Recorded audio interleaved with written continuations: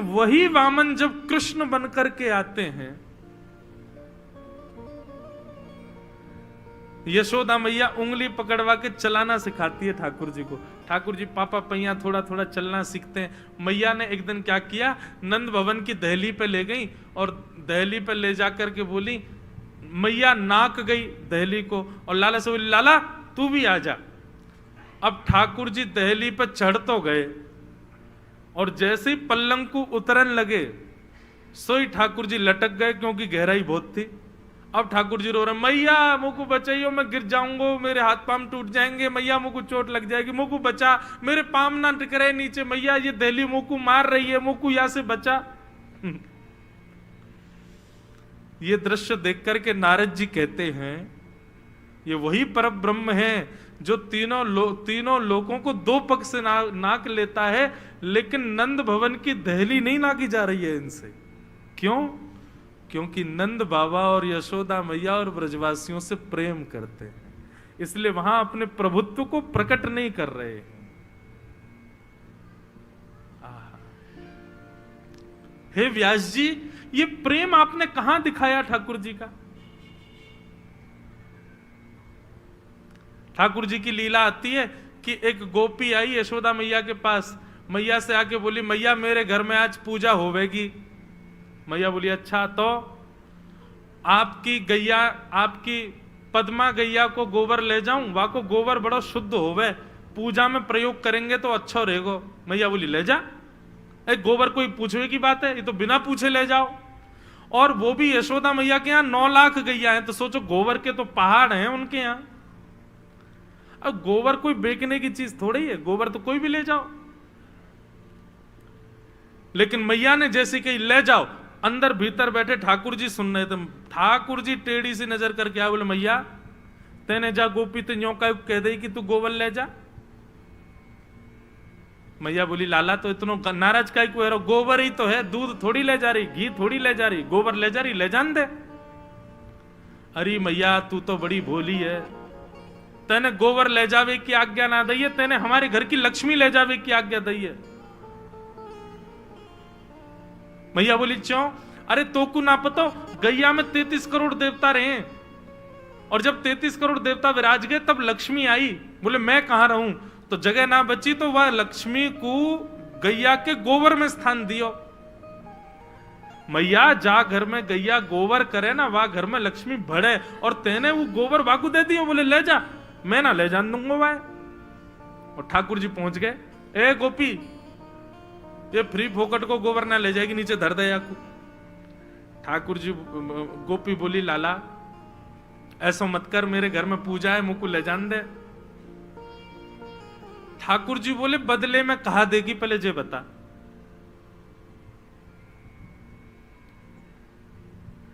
गोपी बोली, जितनो गोबर ले जाऊंगी उतने माखन के गोला बना बना के तेरे काजे भेज दूंगी। ठाकुर जी बोले, हाँ जे सही है, गोबर ले जा और मक्खन दे जा। लेकिन बंधु, हमारे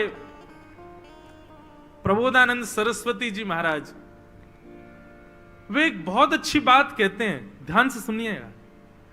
तो क्या कहते हैं? बोले भैया वृंदावन बिहारी लाल के एक गुण को जरूर सुनिएगा। बोले क्या? बोले इनको हिसाब किताब नहीं आता। क्यों? क्योंकि विद्यालय में पढ़े नहीं है ठाकुर जी। हमारे वृंदावन के ठाकुर जी विद्यालय कभी गए नहीं, तो इनको हिसाब किताब नहीं आता। वो एक ही हिसाब आता है, बोले क्या? पूरा दो और पूरा लो। हम लोग क्या करते हैं वृंदावन बिहारी जी के संग? ठाकुर जी हम पति के भी हैं, हम बच्चों के भी हैं, माता पिता के भी हैं, परिवार के भी हैं, नातेदारों के भी हैं, संसार के विषयों के भी हैं, थोड़े से आपके भी हैं। ठाकुर जी कहें ये हिसाब हमको नहीं आता है, थोड़ा सा वाला। हम पढ़े लिखे नहीं है भैया, हमारी गणित बेकार है बिल्कुल। हमको एक ही गणित आती है, पूरा दो और पूरा ले जाओ।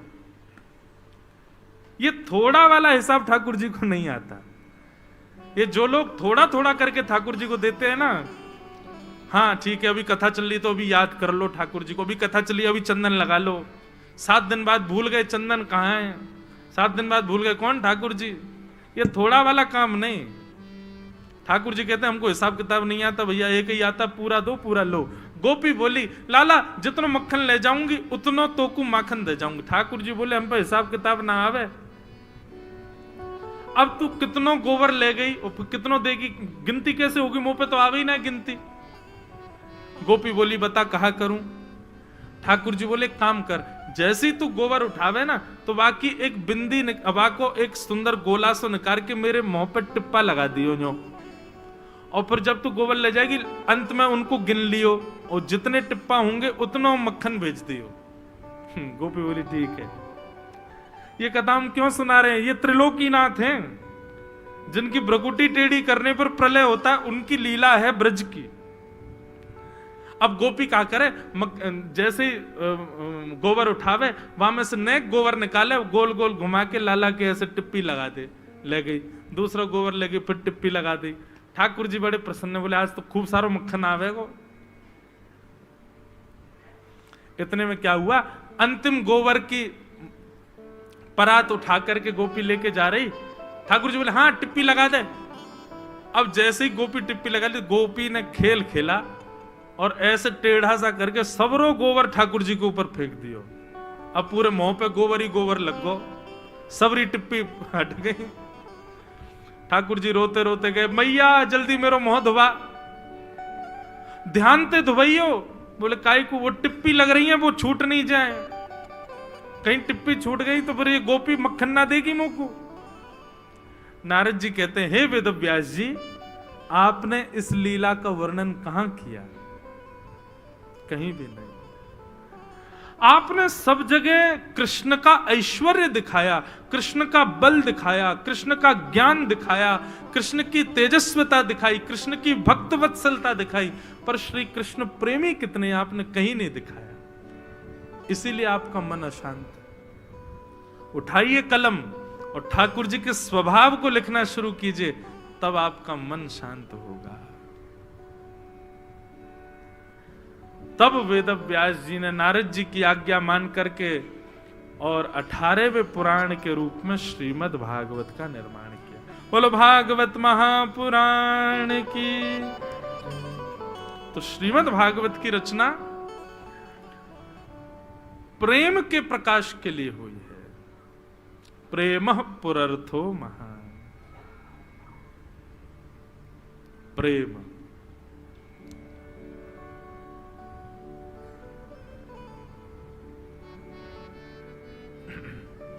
मेरा गोपाल गिरधारी जमाने से निराला है।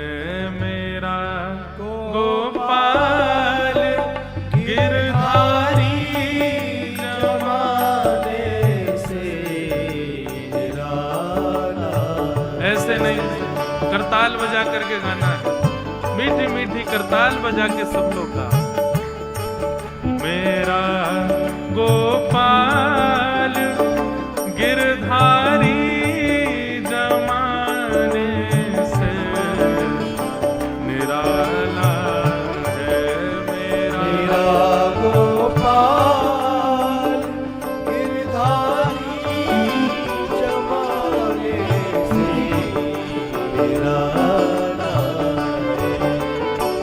मेरा गोपाल गिरधारी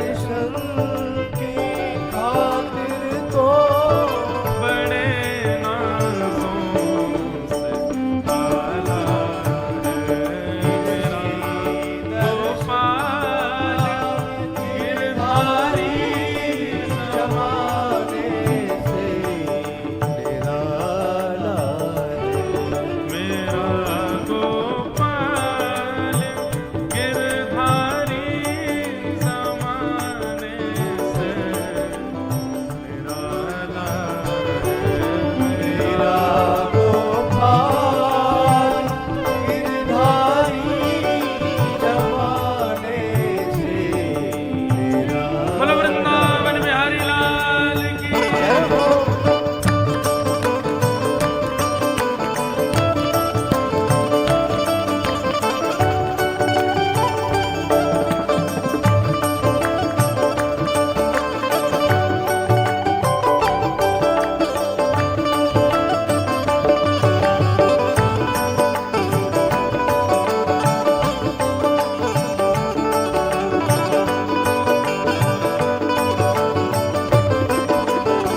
बोलो गोपाल कृष्ण भगवान की जय हो।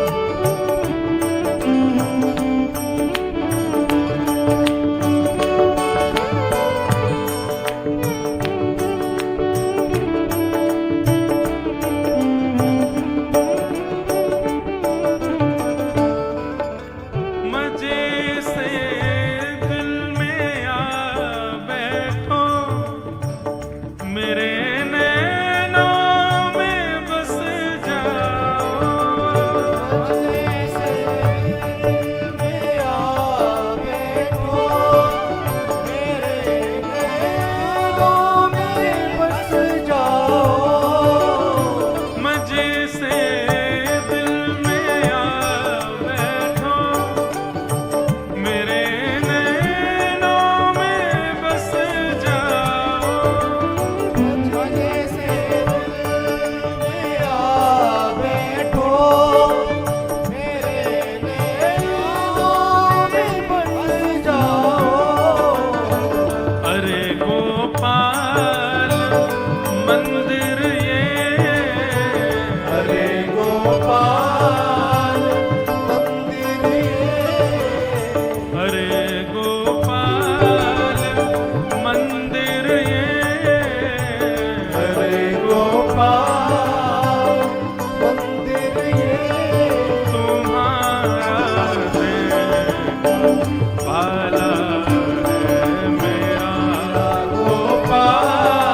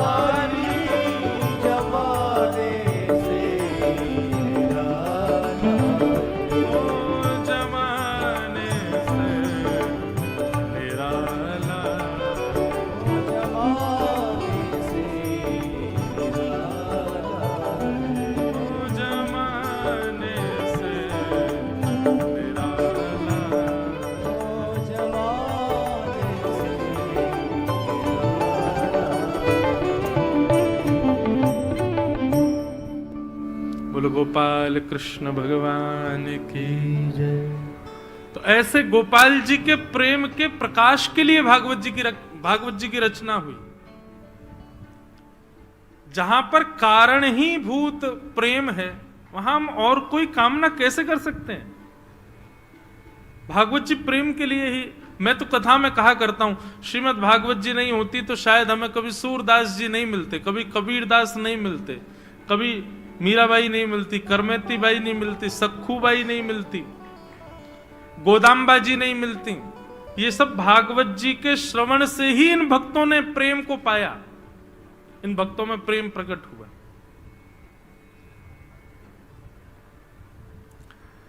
भागवत की रचना श्री वेदव्यास जी महाराज ने की। रचना के पश्चात वेदव्यास जी ने मन बनाया कि अब भागवत घर घर में जन जन तक कैसे पहुंचाई जाए। तब उन्होंने विचार किया कि मेरा पुत्र सुखदेव इसका अधिकारी है। बंधु, सुखदेव जी कौन है? गोपी कदाचिन मणिपिंजरस्थं सुको वचम वाचयितुं प्रबद्धः आनंद कृष्ण ब्रज चंद्र कृष्ण गोविंद दामोदर माधवेति। श्री राधा रानी, बंधुओं बहुत ध्यान से सुनिएगा, श्री राधा रानी के पास गोलोक धाम में एक मणि का पिंजरा है और उस मणि के पिंजरे में एक सुख तोता रहता है। आप लोग भागवत जी के बगल में देख रहे हैं सुखदेव जी तोते के रूप में, ये सुखदेव जी। तो श्री राधा रानी के पास एक मणि का पिंजरा, उस मणि के पिंजरे में एक सुख पक्षी रहता है। राधा रानी ने उस सुख पक्षी को रटा रखा है। क्या? गोविंद दामोदर माधवेति आनंद कृष्ण ब्रजचंद्र कृष्ण, ये सारे भगवान के नाम हैं। इन नामों को वो तोता 24 घंटे गाता रहता है। कभी गोविंद, कभी माधव, कभी मधुसूदन, कभी केशव, कभी मुरारी, ये सारे नाम वो तोते गाता रहता है। और ये सुन सुन करके किशोरी जी बड़ी प्रसन्न होती। लेकिन एक दिन क्या हुआ, किशोरी जी से मिलने के लिए स्वयं श्याम सुंदर गोलोक धाम में पधारे। और जैसे ही ठाकुर जी पधारे, सब सहचरियों ने प्रणाम किया, सब सखियों ने प्रणाम किया, सबने प्रणाम किया ठाकुर जी को, लेकिन उस सुख पक्षी ने प्रणाम नहीं किया। श्री जी ने आज्ञा की, राधा रानी बोली ए प्रणाम करो, ठाकुर जी पधारे हैं। सुख पक्षी कहने लगा ये कौन है? सुंदर तो बहुत है, आंख इनकी देखो कैसी कमल जैसी, नाक तो बिल्कुल मेरे जैसी, ग्रीवा कितनी सुंदर है, हाथ कितने सुंदर है। ये सुंदर तो बहुत है, मन मेरा इनको देखे बगैर हट नहीं रहा है, पर ये है कौन? तब राधा रानी ने मन में विचार किया कि भाई ये केवल नाम रटता है, नामी को जानता नहीं है। और बिना नामी को जाने नाम रटेगा तो नाम कल्याण कैसे करेगा?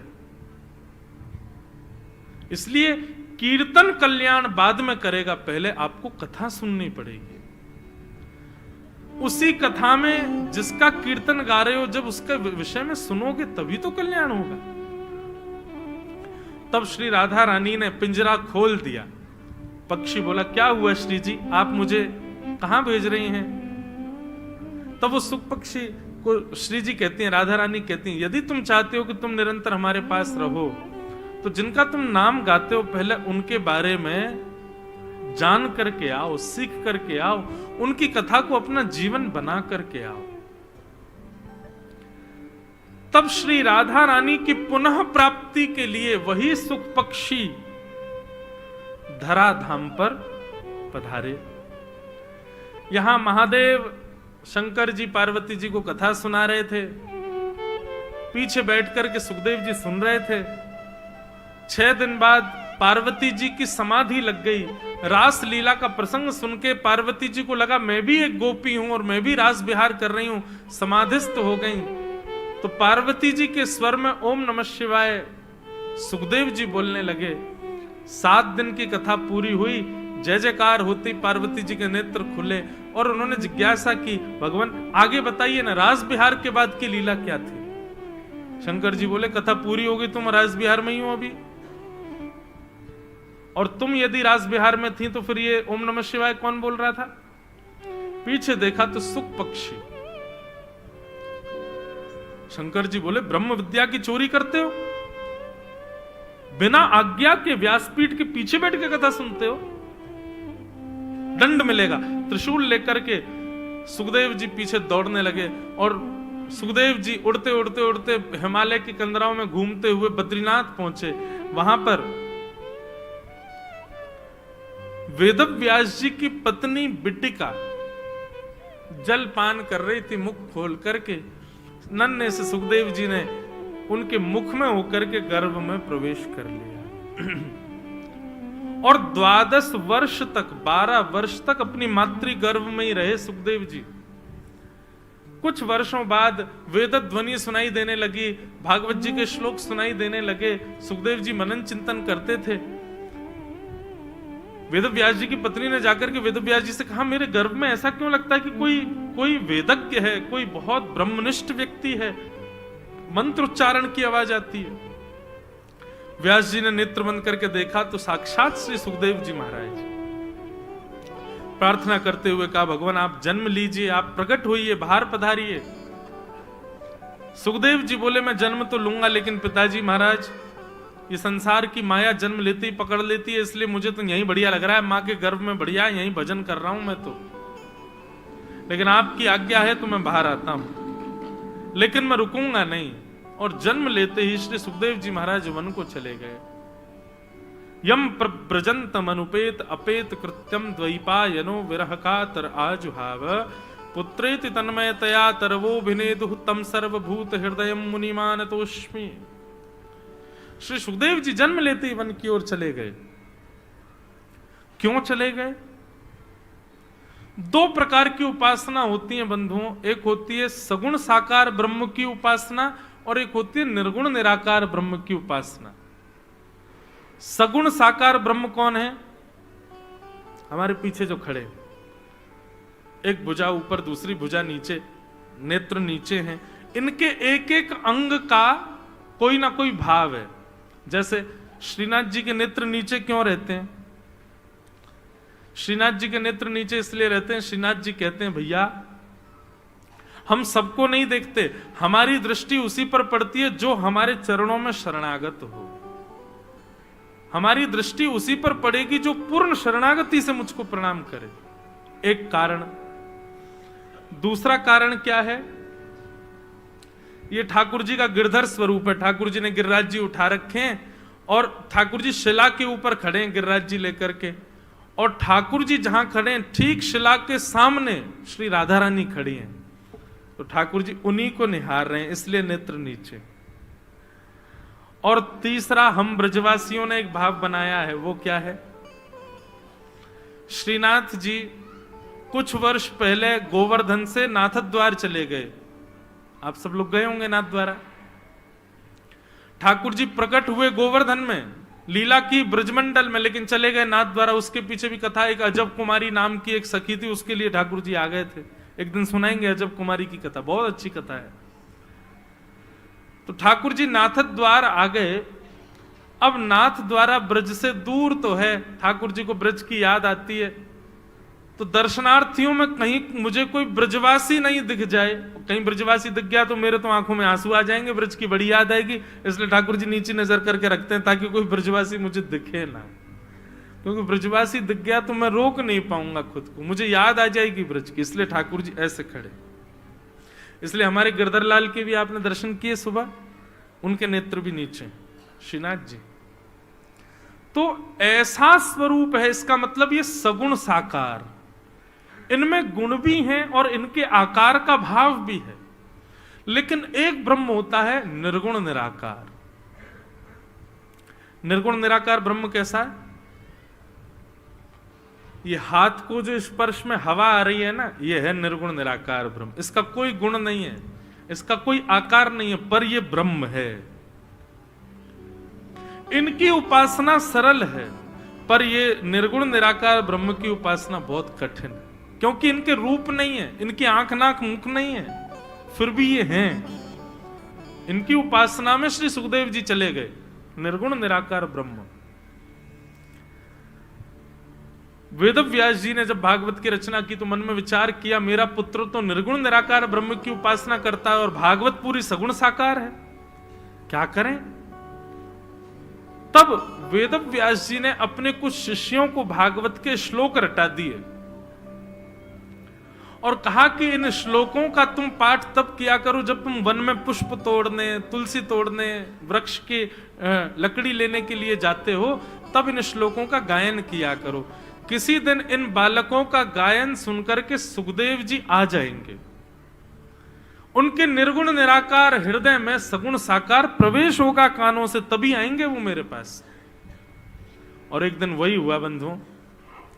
छोटे छोटे बालक वन में घूमते घूमते हिमालय पर पहुंच गए और हिमालय पर जहां सुखदेव जी निर्गुण निराकार ब्रह्म की उपासना कर रहे थे, वहीं पास में जाकर के बालकों ने भागवत के एक अद्भुत श्लोक का गायन किया, जिसमें ठाकुर जी के रूप का वर्णन कि बरहा पीडम नटवर वपु कर्णयो कर्णकारम विभ्रदवासः कनक कपिसम वैजयंतीं च माला रंध्रान् वेणुवधर सुधया पूरयन् गोपवृन्दै वृंदारण्यम स्वपदरमणम प्राविशद गीत कीर्ति। इतना सुंदर वर्णन है ना इसमें ठाकुर जी के रूप का। मेरो तन कर दियो त्रिभंग, बंक मुरली की बलिहारी, बाट सब देखे ब्रज नारी, रास में चल श्यामा प्यारी, बाट सब देखे ब्रज नारी। एक रास का एक पद है, उस पद में क्या होता है सुनाए, पद सुनाए पूरा। देखो अब वो मंच पे कह रहे थे ना आज महाभारत सुनाएंगे महाराज जी, लोग अटक गए हम यहीं पे।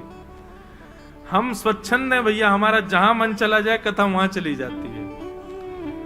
अब नहीं कहेंगे इस विषय को तो फिर रात भर ये चलता रहेगा, क्यों नहीं बोला, क्यों नहीं बोला। ठाकुर जी रास बिहारी आना चाह रहे हैं दूसरे दिन ही, तो फिर ले आते हैं ठाकुर जी को। तो एक पद है, उस पद में दोनों की चर्चा है, किशोरी जी और ठाकुर जी आपस में बात कर रहे हैं। बहुत कम गाता हूं मैं कथा में, शायद 3-4 वर्ष बाद आज गा रहा हूंगा इस पद को। रास में चल श्यामा प्यारी, बाट सब देखे ब्रज नारी। ठाकुर जी कह रहे हैं किशोरी जी चलो रास में चलें, सब सखियां हमारी बाट देख रही हैं, चलो रास में चलें। तब श्री जी कह रही हैं शरद की छाई उजियारी, चलो पिया नटवर गिरधारी। फिर श्री जी क्या कहती हैं, राधा रानी क्या कहती हैं, चंद्र चांदनी के सहित नव चढ़ करत पयान। किशोरी जी कह रही हैं देखो ना श्याम सुंदर, आज चंद्रमा कितना प्यारो लग रहा है। पूरे चंद्रमा ने वृंदावन को आच्छादित किया। हमारा वृंदावन सबसे प्यारा, वैसे तो सबसे प्यारा है ही, पर वो उससे भी ज्यादा प्यारा कब लगता है, शरद पूर्णिमा के दिन। आप कभी बंधुओं वृंदावन आने का क्रम बनाओ, कार्तिक के महीने में आओ, आहा इतना प्यारा लगता है वृंदावन। सौंधी सौंधी ठंड, ऐसी अद्भुत लीला वृंदावन में चलती है महाराज, अद्भुत। वृंदावन बहुत प्यारा लगता है शरद के महीने में। श्री जी कह रही हैं देखो ना ये चंद्रमा कितना प्यारो लग रहा है, यानी पूरे वृंदावन को अपनी किरणों से कितना सुंदर सजा दिया। तब ठाकुर जी कहते हैं श्री राधा मुख देख के मैं भूलो सब ही गुमान। बोले आप चंद्रमा की प्रशंसा कर रही हो, लेकिन श्री जी मोकू तो आपके मुखमंडल के आगे कोई भाई ना है रो। आज आप इतनी प्यारी लग रही हो, आपके आगे कोई सुंदर लगे ही ना है रो। परेगी फीकी उजियारी बाट सब देखें ब्रज नारी, रास में चल श्यामा प्यारी बाट सब देखें ब्रज नारी। श्री जी कहती हैं बात चिकनी चुपड़ी तो बहुत बढ़िया कर लेते हो आप, हैं? ये कहां थे इतनी बढ़िया बढ़िया बातें ने लेके आओ। और फिर श्री जी क्या कहती हैं, ये तुम्हारी चिकनी चुपड़ी बातें इनमें मैं पढ़ूंगी ना कभी। सहज टेढ़ बतरान में टेढ़ो है तेरो अंग।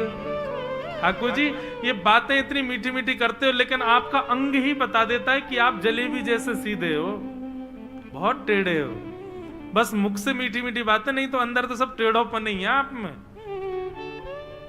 लेकिन हमारे ठाकुर जी जैसा हाजिर जवाब कोई नहीं। श्री जी बोली सवई टेढ़ बतरान में टेढ़ो है तेरो अंग। आप टेढ़े हो इसलिए आपकी बातें भी सीधी नहीं है।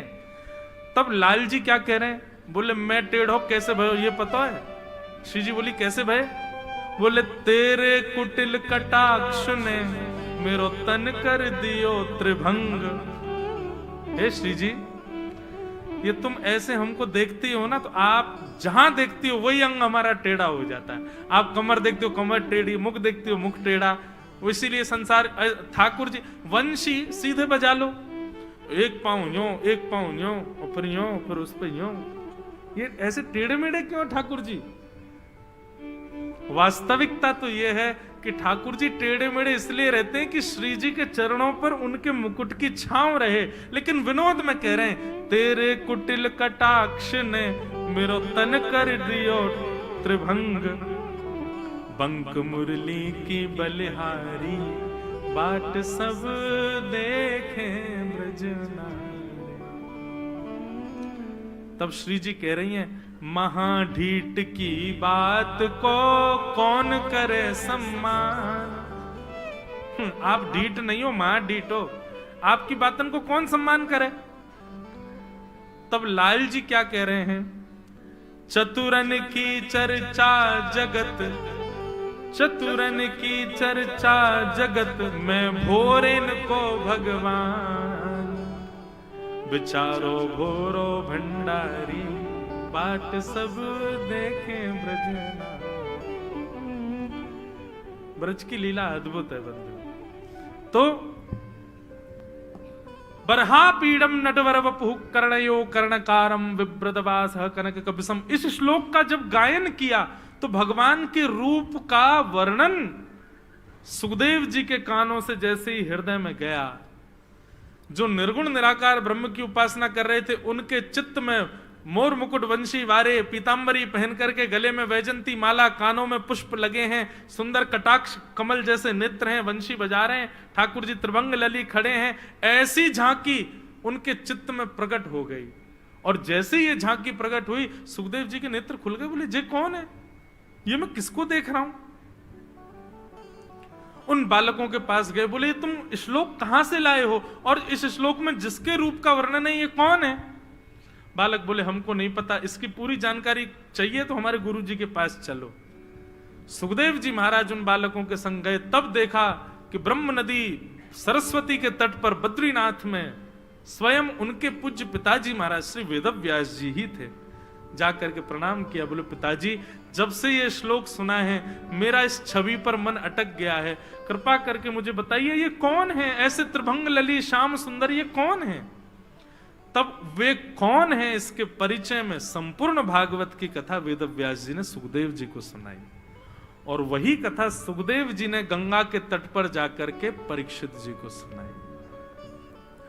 अब यहां प्रश्न हुआ कि ये परीक्षित कौन है, और जैसे ये प्रश्न हुआ कि परीक्षित कौन है, इसका उत्तर देते हुए सूत जी कहते हैं वो तो हम कल 3 बजे से बताएंगे कि परीक्षित कौन है। तो परीक्षित की जानकारी कल होगी। वो प्रतिबटी है क्या? एक बंधुओं हमारे वृंदावन में 7 प्रमुख ठाकुर हैं। उन ठाकुरों को हम हर कथा में प्रणाम करते हैं। हम जो भी कुछ पद लिखते हैं ना, तो हमारी ऐसी भावना है कि हमने नहीं लिखा, हमारे लाल जी लिखवाते हैं। तो ये सप्त निधि हैं हमारे वृंदावन के। इनको हम हर कथा में प्रणाम करते हैं। तांदूर में कल पहला दिन तक, कल छुट्टी रखी हमने, पर आज से अब आगामी 6 दिन तक हम रोज ठाकुर, इन 7 ठाकुरों को प्रणाम करेंगे। एक वो प्रति आप सब लोगों को अभी प्राप्त होगी, आप सब लोग उसको घर भी ले जाइएगा।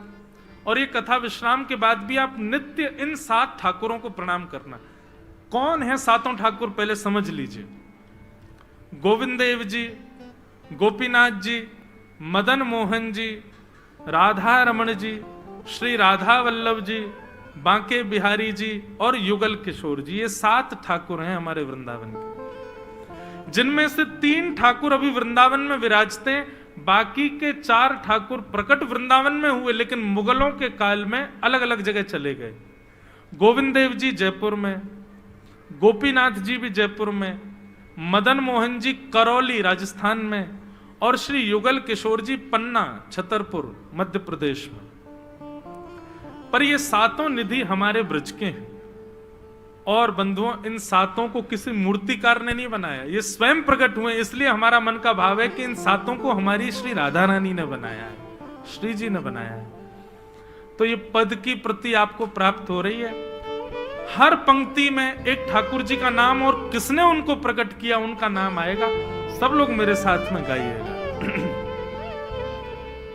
श्यामा हृदय कमल सो प्रगट्यो, श्यामा हृदय कमल सो प्रगट्यो, श्यामा हृदय कमल सो प्रगट्यो, श्यामा हृदय कमल सो प्रगट्यो, श्याम हृदय तू भाई वृंदावन प्यारो वृंदावन, वृंदावन प्यारो वृंदावन, हे वृंदावन श्री वृंदावन, हे वृंदावन श्री वृंदावन, श्यामा हृदय कमल सो प्रगट्यो, श्यामा हृदय कमल सो प्रगट्यो, श्याम हृदय तू भाई वृंदावन श्री वृंदावन, वृंदावन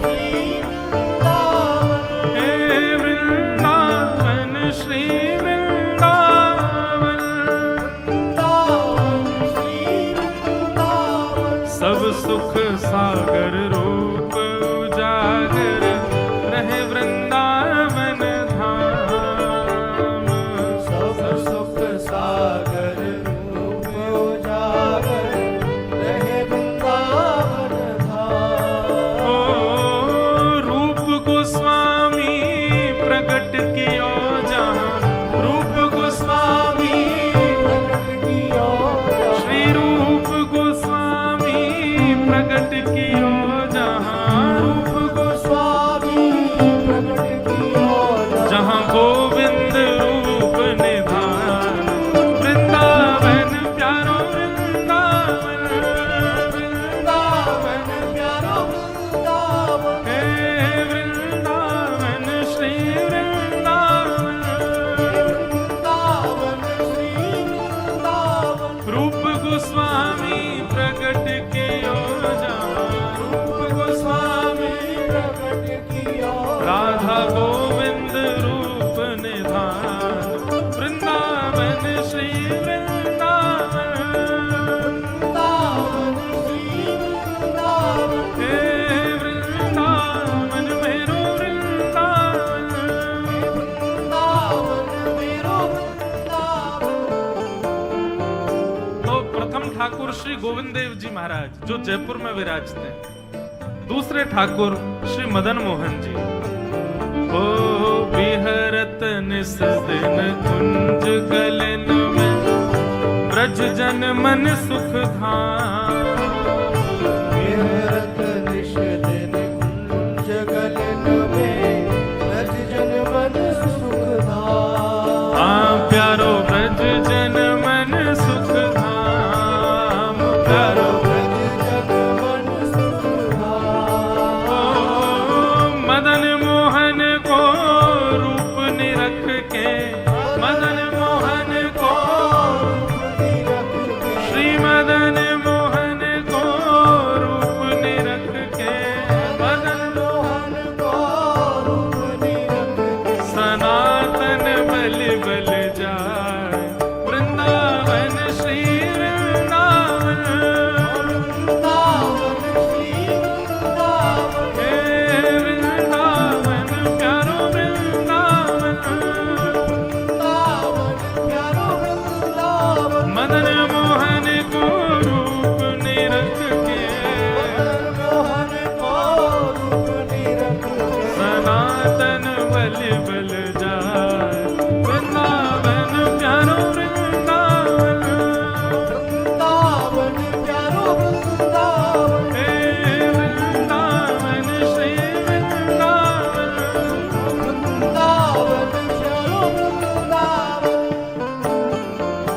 गोपी ग्वाल सब ही उर धारे, प्यारो गोपीनाथ। गोपी ग्वाल सब ही और धारे, प्यारो गोपीनाथ।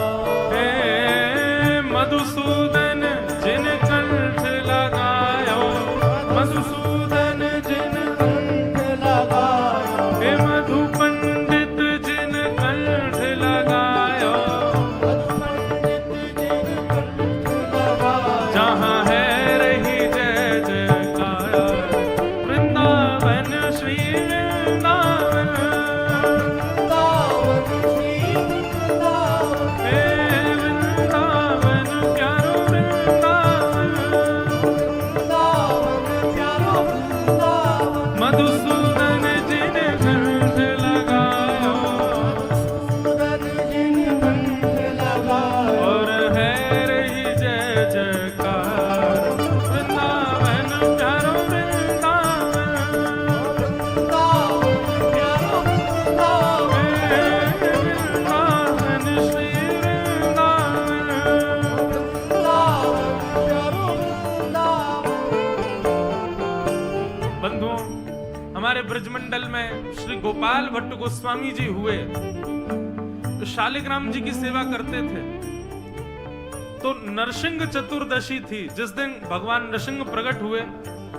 नरसिंह चतुर्दशी वाले दिन पता नहीं उनको क्या हुआ, वे अपने शालिग्राम भगवान से कहने लगे, बोले आप खम्भ का भेदन करके प्रहलाद के लिए प्रकट हो सकते हो, तो मेरे लिए शालिग्राम से आप रूप धारण करके प्रकट नहीं हो सकते। और इसी विरह वेदना में रोने लगे। रोते रोते पूरी रात व्यतीत हो गई, और प्रातःकाल जैसे ही नेत्र खुले तो क्या पाया, शालिग्राम जी में से श्री राधा रमन लाल जी प्रकट हो गए। बोलो राधा रमन लाल की जय। ये हमारे वृंदावन के चौथे ठाकुर हैं। गोपाल भट्ट की हृदय वेदना, प्रगट्यो शालिग्राम। गोपाल भट्ट की हृदय वेदना, प्रगट्यो शालिग्राम। हाँ, गोपाल भट्ट की हृदय वेदना, प्रगट्यो शालिग्राम। गोपाल भट्ट की हृदय वेदना, प्रगट्यो शालिग्राम। कैसे ठाकुर? रूप सुधा को खान हमारो, रूप सुधा को, खान हमारो, हे रूप सुधा को खान हमारो, रूप सुधा को गाओ, श्री राधा रमण झूला, वृंदावन प्यारो वृंदावन। वृंदावन प्यारो वृंदावन। हे श्री वृंदावन मेरो वृंदावन। वृंदावन प्यारो वृंदावन। रूप सुधा को खान हमारो, रूप सुधा को खान हमारो, श्री राधा रमण झूला, वृंदावन श्री वृंदावन। वृंदावन श्री वृंदावन। हे वृंदावन प्यारो वृंदावन। वृंदावन प्यारो वृंदावन। हमारे ब्रज में एक ब्राह्मण हुए, आत्मदेव नाम था। शंकर जी की बड़ी आराधना की। शंकर जी प्रकट हो गए, बोले मांगो वरदान क्या चाहिए। तब आत्मदेव ब्राह्मण ने कहा कि हे शंकर जी, आपके पास जो सबसे दिव्य रत्न हो वो मुझको दे दीजिए। आपके हृदय की सबसे महंगी मणि जो हो वो मुझको दे दीजिए। अब ब्राह्मण जो था वो लोभी था, उसको तो पैसा चाहिए था, मणि चाहिए थी। लेकिन शंकर जी के हृदय के मणि तो श्री राधा वल्लभ लाल थे। शंकर जी के घर के ठाकुर जी हैं श्री राधा वल्लभ जी, हमारे ब्रज में विराज रहे हैं। शंकर जी रोने लगे, भैया कुछ भी मांग ले, मेरे हृदय की मणि मत मांग। बोले अब तो मुझे वही मणि चाहिए क्योंकि बहुत महंगी होगी, तभी नहीं दे रहे आप। शंकर जी इतने में ही सुंदर वस्त्र में लपेट करके श्री राधा वल्लभ लाल जी को लाए और उस ब्राह्मण को दे दिया। ब्राह्मण ने कपड़ा हटा करके देखा तो त्रिभंग ललित श्री राधा वल्लभ लाल जी, यही शंकर जी की हृदय की मणि। लेकिन उस ब्राह्मण ने अच्छे से सेवा तो की, परंतु उनकी सेवा का विस्तार करने के लिए शंकर जी ने भगवान की वंशी को अवतार धारण करके भेजा। वही हितरिवंश महाप्रभु आए और आकर के राधा वल्लभ लाल जी को वृंदावन में विराजमान किया। ये हमारे वृंदावन के 5वें ठाकुर। आतुर है हरिवंश पुकारो, राधा राधा नाम। आतुर है हरिवंश पुकारो, राधा राधा नाम। हाँ प्यारो राधा राधा नाम, प्यारो राधा राधा नाम। अब सघन कुंज यमुना तट आयो, सघन कुंज यमुना तट आयो, हे सघन कुंज यमुना तट आयो। सघन कुंज यमुना तट आयो। श्री राधा वल्लभ लाल वृंदावन प्यारो वृंदावन, वृंदावन प्यारो वृंदावन। हे श्री वृंदावन मेरो वृंदावन। वृंदावन मेरो वृंदावन। सघन कुंज यमुना तट आयो, सघन कुंज यमुना तट आयो। श्री राधा वल्लभ लाल वृंदावन प्यारो वृंदावन। वृंदावन प्यारो वृंदावन। हे वृंदावन मेरो वृंदावन। वृंदावन मेरो वृंदावन। हे युगल किशोर को लाड लड़ायो, नवल कुंज ही माही। युगल किशोर को लाड लड़ायो, नवल कुंज ही माँ। ओ कुंजन कुंजन की रज धारे, कुंजन कुंजन की रज धारे, कुंजन कुंजन की रज धारे, कुंजन कुंजन की रज धारे। जहाँ व्यास युगल यश गाए, वृंदावन प्यारो वृंदावन। वृंदावन प्यारो वृंदावन। हे वृंदावन मेरो वृंदावन। वृंदावन मेरो वृंदावन। कुंजन कुंजन की रज धारे, कुंजन कुंजन की रज धारे। जहाँ व्यास युगल यश गाया, वृंदावन प्यारो वृंदावन। वृंदावन प्यारो वृंदावन। हे वृंदावन मेरो वृंदावन। वृंदावन मेरो वृंदावन। अब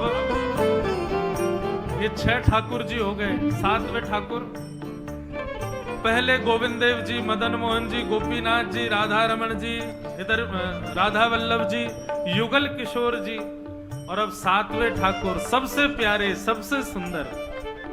पूरे वृंदावन में भीड़ मरी जा रही है महाराज जिनके दर्शन के लिए। शब्द भी कितने सुंदर हैं। भुवन चतुर्दश की सुंदरता, निधिवन करत विहार।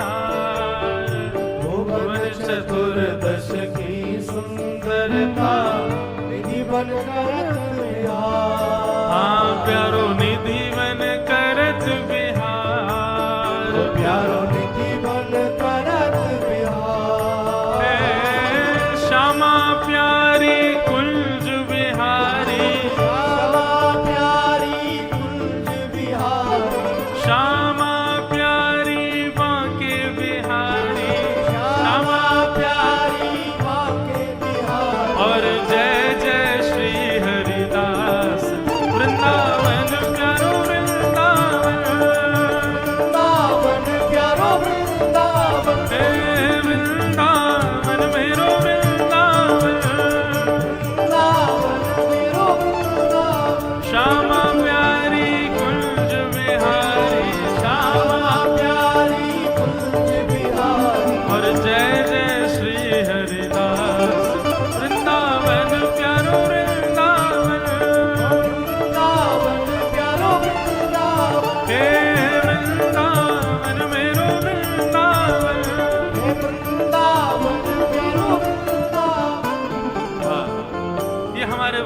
के सप्तनिधि हैं। अब जिनकी कृपा से ये पद प्रकट हुआ, अंतिम पंक्ति में उनको प्रणाम। जिनकी कृपा से यह पद, हाँ जिनकी कृपा से यह रस प्रगट्यो वृंदावन अभिराम। जिनकी कृपा से यह रस प्रगट्यो वृंदावन अभिराम। हाँ जिनकी कृपा से यह रस प्रगट्यो वृंदावन अभिराम। जिनकी कृपा से यह रस प्रगट्यो वृंदावन अभिराम। ओ सप्तनिधिन को ही उजियारो, सप्तनिधिन को ही उजियारो।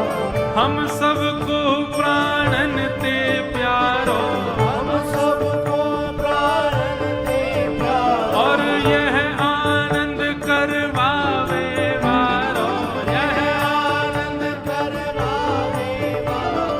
हम सबको मिलवावे वारो, हम सबको मिलवावे वारो। हमारो गिरधर लाल वृंदावन प्यारो वृंदावन।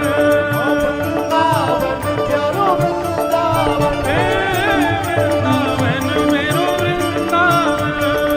वृंदावन मेरो वृंदावन। हम सबको मिलवावे वारो, हम सबको मिलवावे वारो। हमारो गिरधर लाल वृंदावन प्यारो वृंदावन। वृंदावन प्यारो वृंदावन। हे वृंदावन मेरो वृंदावन। करताल बजा के गाओ। हे जय राधे राधे, जय राधे राधे। वृषभानु दुलारी, भक्तन की प्यारी, बरसाने वारी, वृंदावन वारी, हरिदास दुलारी, हरिवंश प्यारी। जय राधे राधे, जय राधे राधे, जय राधे राधे, जय राधे राधे। सब प्रेम से गाओ, सब भाव से गाओ। बरसाने वारी, वृषभानु दुलारी, जय राधे राधे, जय राधे राधे, जय राधे राधे, जय राधे राधे, जय राधे राधे, जय राधे राधे। देखो ऐसे करताल नहीं बजती, नीचे दोनों भुजा उठाओ, भाव से किशोरी जी को याद करो। राधे राधे, राधे राधे, जय राधे राधे, जय राधे राधे। कृष्ण दुलारी, भक्तन की प्यारी, बरसाने वारी, जय कृष्ण प्यारी। जय राधे राधे, जय राधे राधे, जय राधे राधे, जय राधे राधे, जय राधे राधे, जय राधे राधे, जय राधे राधे, जय राधे राधे,